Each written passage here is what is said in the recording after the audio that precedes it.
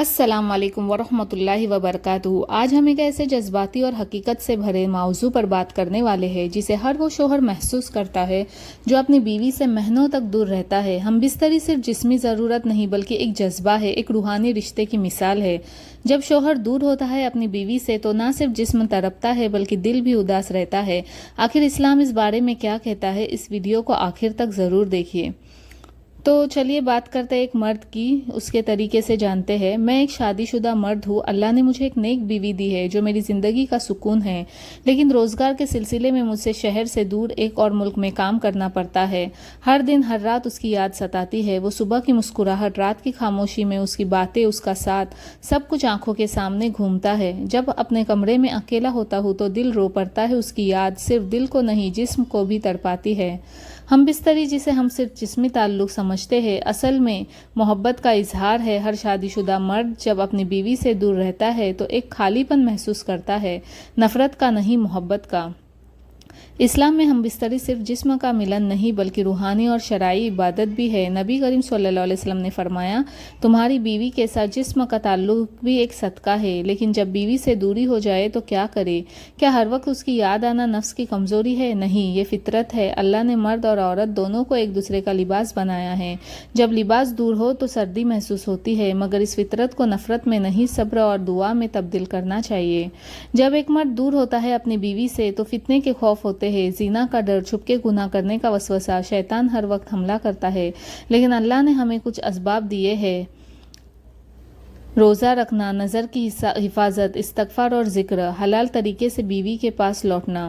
ضروری ہے کہ صرف مرد اپنے جذبات کا ذکر نہ کرے بلکہ اپنی بیوی کے جذبات کا بھی خیال رکھے۔ جب آپ دور ہیں تو وہ بھی تنہا ہے، اس کی بھی راتوں میں نیند نہیں ہوتی، اس کا بھی دل تڑپتا ہے۔ روز ایک دفعہ ان سے بات کریں، ان کے جذبات جانیں، انہیں محسوس کریں کہ آپ ان سے محبت کرتے ہیں، صرف جسم سے نہیں، دل سے۔ ہم بستری صرف فزیکل ایکٹ نہیں، محبت کا سب سے گہرا اظہار ہے۔ جب آپ دونوں ایک دوسرے کے لیے ترس رہے ہیں تو دعا کریں، اللہ جلد ملاقات کا سبب بنائے۔ اگر آپ کو بیوی کے ساتھ کی یاد ستائے تو قرآن کی تلاوت کریں، بیوی کی تصویر کو دیکھیں، ان سے پیار بھری باتیں کریں، ان کے لیے دعا کریں، ویڈیو کال پر ان کا حالات جانیں۔ اپنے نفس پر قابو پانے کے لیے فزیکل ایکٹیویٹی، روزہ اور مصروفیات اختیار کریں۔ ہم بستری کی یاد ایک نیچرل جذبہ ہے، اسے دبانے کی ضرورت نہیں بلکہ اسے حلال طریقے سے چینلائز کرنا ہے۔ اگر دل بہت بھاری ہو جائے تو ایک ڈائری لکھنا شروع کریں۔ اس ڈائری میں لکھیں، آج آپ کو کیا محسوس ہوا، بیوی کی یاد کون سے پل میں سب سے زیادہ یاد آئی، آپ اس سے کیا کہنا چاہتے ہیں، اپنے رشتے کو اور گہرا کیسے بنانا چاہتے ہیں۔ یہ لکھنا بھی ایک تھیراپی ہے۔ اللہ سے باتیں کریں، آخر وہی ہے جو آپ کے جذبات سے واقف ہے۔ اسلام میں بیوی سے دوری تبھی جائز ہے جب رزق کی تلاش ہو، جہاد فی سبیل اللہ ہو یا کسی ضرورت کے تحت ہو، لیکن حد سے زیادہ دوری نہ ہو۔ عمر بن خطاب نے ایک مرد کو چاہے 6 مہینے سے زیادہ بیوی سے دور رہنے سے منع کیا تھا۔ آج کے وقت میں بھی اگر آپ مہینے دور ہے تو کوشش کریں کہ ہر 3-4 مہینے میں ایک ملاقات ضرور ہو۔ آخر میں دعا کرتے ہیں، اے اللہ، جن مرد اور عورتوں کے درمیان دوری ہے انہیں جلد ملائے، ان کے جذبات کی حفاظت کرے، ہر فتنے سے بچائے اور ہر رشتے میں محبت اور وفا ڈال دیں، آمین۔ اگر آپ بھی بیوی سے دور ہو، اپنی بیوی سے دور ہو تو کمنٹ کر کے بتائیں آپ کو اس ویڈیو سے کیا فائدہ ملا۔ اسے شیئر کریں ان لوگوں کے ساتھ جو اپنے لائف پارٹنر سے دور ہے۔ چلو آپ کو ایک تنہا مرد کی ایک سٹوری سناتی ہوں۔